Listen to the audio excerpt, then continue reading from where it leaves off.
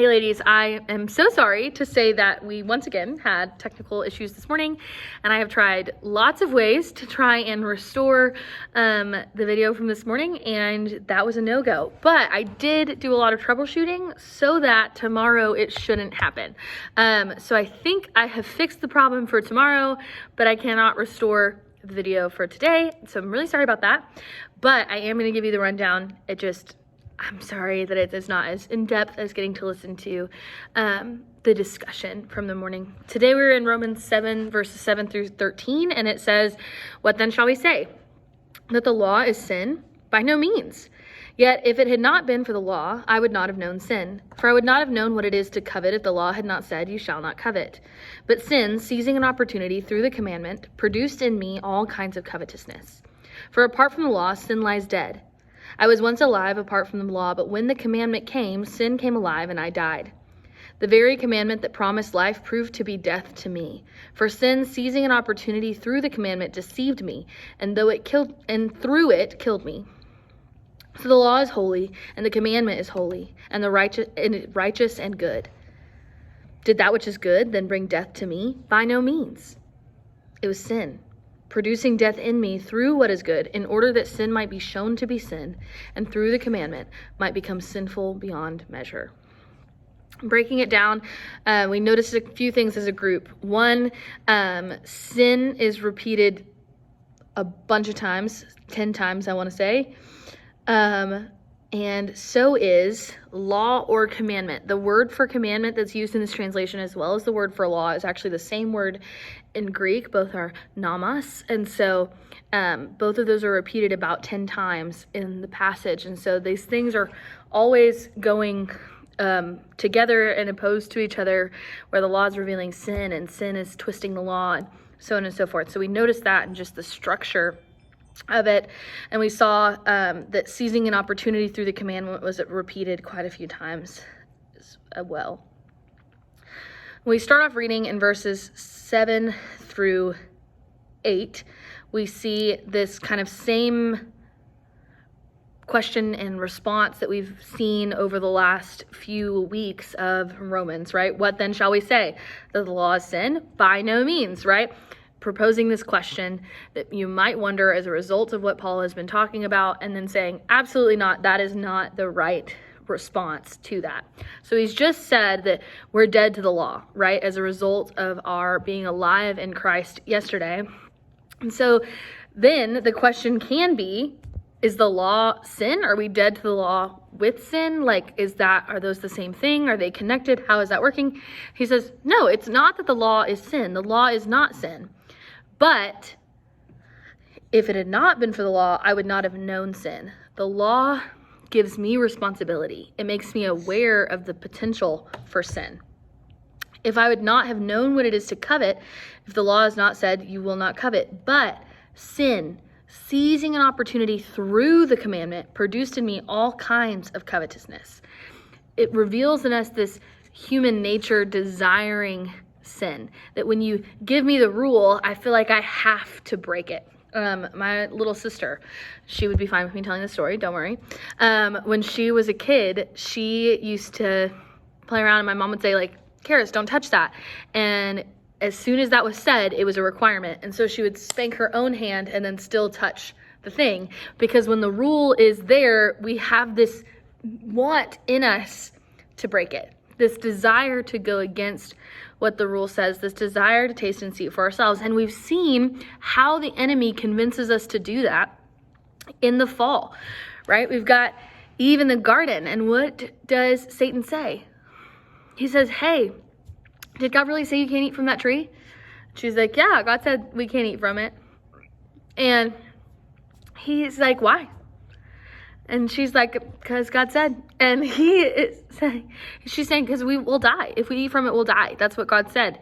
And he's like, no, that's not true. God's a liar. His why isn't a real why.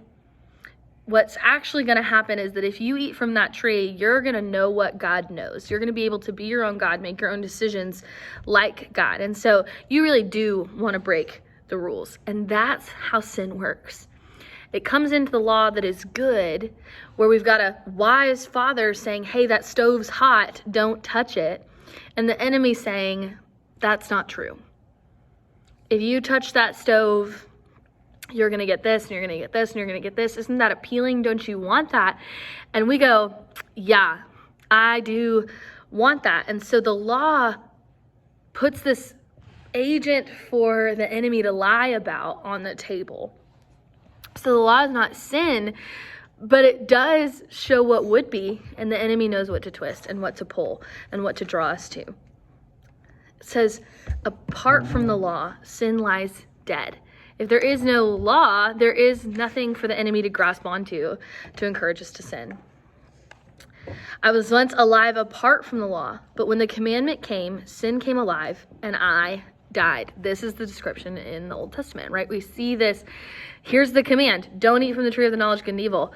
That is a kind and good instruction by God. It is righteous and holy and good.